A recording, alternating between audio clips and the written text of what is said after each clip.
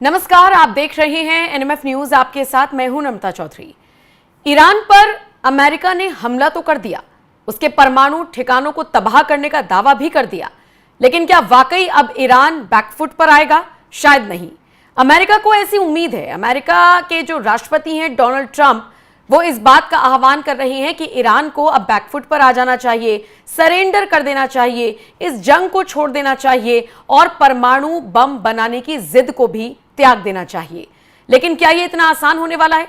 क्योंकि ईरान की तरफ से न सिर्फ इजराइल बल्कि अब तो अमेरिका के लिए भी धमकी भरे संदेश आ रहे हैं। ईरान की तरफ से जिस तरीके से ईरान के नेता, ईरान के मंत्री अमेरिका को धमकी दे रहे हैं, उस बात से तो पुख्ता तौर पर लग रहा है कि अमेरिका जो सोच रहा है उसके सपने पूरे नहीं होंगे और ईरान पीछे हटने वाला नहीं है। मैं इस चर्चा को आगे बढ़ाऊं और इसमें रूस का जिक्र लेकर आऊं, उससे पहले ईरान की तरफ से अमेरिका को जो संदेश दिया गया है, जरा सुन लीजिए क्या कुछ कहा गया है। With the aggression by American forces to our nuclear facilities, the Islamic Republic of Iran condemns in the strongest terms the United States' brutal military aggression against Iran's peaceful nuclear facilities. It is an outrageous, grave, and unprecedented violation of the fundamental principles of the Charter of the United Nations and international law. The warmongering and lawless administration in Washington is solely and fully responsible for the dangerous consequences and far-reaching implications of its act of aggression. The US military attack on the territorial integrity and national sovereignty of a UN member state carried out with genocidal Israeli regime, carried out in collusion with the genocidal Israeli regime, has once again revealed the extent of the United States' hostility towards the peace-seeking people of Iran, who will never compromise over their independence and sovereignty. The Islamic Republic of Iran continue to defend Iran's territory, sovereignty, security, and people by all means necessary against not just US military aggression, but also the reckless and unlawful actions of the Israeli regime. तो ये तो Iran की तरफ से साफ संदेश America को दे दिया गया है, लेकिन आपको जानकर ताज्जुब होगा कि अब संकेत ऐसे मिल रहे हैं कि रशिया भी बहुत ज्यादा खुश नहीं है अमेरिका के इस फैसले से।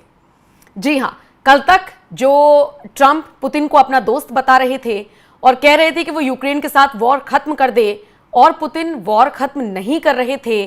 अब इस बीच बड़ी खबर आई है और वो खबर ये है कि रशिया भी अमेरिका के इस रुख से खुश नहीं है कि उसने ईरान पर डायरेक्ट हमला कर दिया है। यानी अमेरिका की डायरेक्ट इसमें एंट्री हो गई है और शायद इसीलिए रूस के जो पूर्व राष्ट्रपति हैं दिमित्री मेदवेदेव, उनका एक बयान सामने आया है और मुझे लगता है कि वो बयान आपको जानना चाहिए।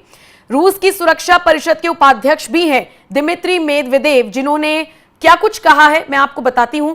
और यह बयान ऐसे वक्त में आया है जब अमेरिका की तरफ से ईरान पर हमला किया गया है। दरअसल वो कहते हैं कि शांति स्थापित करने वाले राष्ट्रपति के रूप में आए ट्रंप ने अमेरिका के लिए एक नया युद्ध शुरू कर दिया है। इस तरह की सफलता के साथ ट्रंप को नोबेल शांति पुरस्कार नहीं मिलेगा। अमेरिकी राष्ट्रपति डोनाल्ड ट्रंप ने ईरान पर हमला करके एक नया युद्ध शुरू कर दिया है, जो ईरान के सुप्रीम लीडर अली खामेनेई के इर्द गिर्द समाज को एकजुट करके तेहरान के नेताओं को और मजबूत करेगा। ईरान पर हुए अमेरिकी हमलों से पहले क्रेमलिन ने लगातार वॉशिंगटन को आगाह किया था कि ईरान पर अमेरिकी हमले मिडिल ईस्ट के पूरे क्षेत्र को रसातल में डुबा देंगे। सबसे बड़ी बात यह है कि जिस तरीके से अमेरिका के पूर्व राष्ट्रपति इस तरह की बात कर रही हैं, मानने वाली बात यह भी है कि वो डोनाल्ड ट्रंप का मजाक उड़ा रहे हैं। कुल मिलाकर देखा जाए तो वो कह रहे हैं कि डोनाल्ड ट्रंप ने ऐसे काम नहीं किए हैं कि उनको नोबेल शांति पुरस्कार दी जाए। अच्छा, इन सब के बीच और भी लगातार बयान सामने आ रही हैं। यहां तक कि रूसी विदेश मंत्रालय की तरफ से कहा गया है, यह चिंताजनक है कि इस तरह का हमला एक ऐसे देश की ओर से किया गया है जो संयुक्त राष्ट्र सुरक्षा परिषद का स्थायी सदस्य है। पहले से ही संकटों का सामना कर रहे पश्चिम एशिया में संघर्ष का खतरा और ज्यादा बढ़ गया है। किसी संप्रभु देश पर मिसाइल और बम से हमला करने का निर्णय गैर जिम्मेदाराना है। भले ही कोई भी दलील दी जाए, यह अंतर्राष्ट्रीय कानून, संयुक्त राष्ट्र घोषणा पत्र और संयुक्त राष्ट्र सुरक्षा परिषद के प्रस्तावों का घोर उल्लंघन है, जिसमें पहले ही ऐसी कार्रवाइयों को स्पष्ट रूप से अस्वीकार्य बताया गया है। कुल मिलाकर देखा जाए तो रूस ने अमेरिकी हमले की निंदा की है। अमेरिका की तरफ से जिस तरीके से ईरान के 3 परमाणु ठिकाने फोर्डो, नतांज और इस्फहान को निशाना बनाया गया है, इसको लेकर रूस ने अमेरिका की निंदा की है। रूस के विदेश मंत्रालय की तरफ से क्या बयान सामने आया है वो मैंने आपको पढ़कर बता दिया। उनका सीधे तौर पर कहना है कि कोई भी आप दलील दे दीजिए, लेकिन ये किसी भी तरीके से बर्दाश्त नहीं किया जाएगा। अब एक तरफ रशिया भी अमेरिका के विरोध में खड़ा हो गया है और दूसरी तरफ ईरान की तरफ से भी लगातार संदेश जारी कर अमेरिका को चेतावनी दी जा रही है। अमेरिकी राष्ट्रपति डोनाल्ड ट्रंप ये बात मानकर चल रही हैं कि हो सकता है ईरान बैकफुट पर आ जाए, लेकिन हालात ऐसे नजर नहीं आ रही हैं। आपको एक बार फिर से सुनना चाहिए कि ईरान के नेता अमेरिका को, अमेरिकी राष्ट्रपति डोनाल्ड ट्रंप को क्या कुछ सीख दे रही हैं। जो बयान हमने आपको अभी बीच में सुनवाया, एक बार फिर से उसी बयान को चलाइए। वो बयान आपके लिए सुनना बहुत जरूरी है, क्योंकि ये सिर्फ बयान नहीं है बल्कि एक धमकी भरा लहजा है अमेरिका के लिए ईरान की तरफ से। सुनिए। We suddenly faced with the aggression by American forces to our nuclear facilities. The Islamic Republic of Iran condemns in the strongest terms the United States' brutal military aggression against Iran's peaceful nuclear facilities. It is an outrageous, grave, and unprecedented violation of the fundamental principles of the Charter of the United Nations and international law. The warmongering and lawless administration in Washington is solely and fully responsible for the dangerous consequences and far-reaching implications of its act of aggression.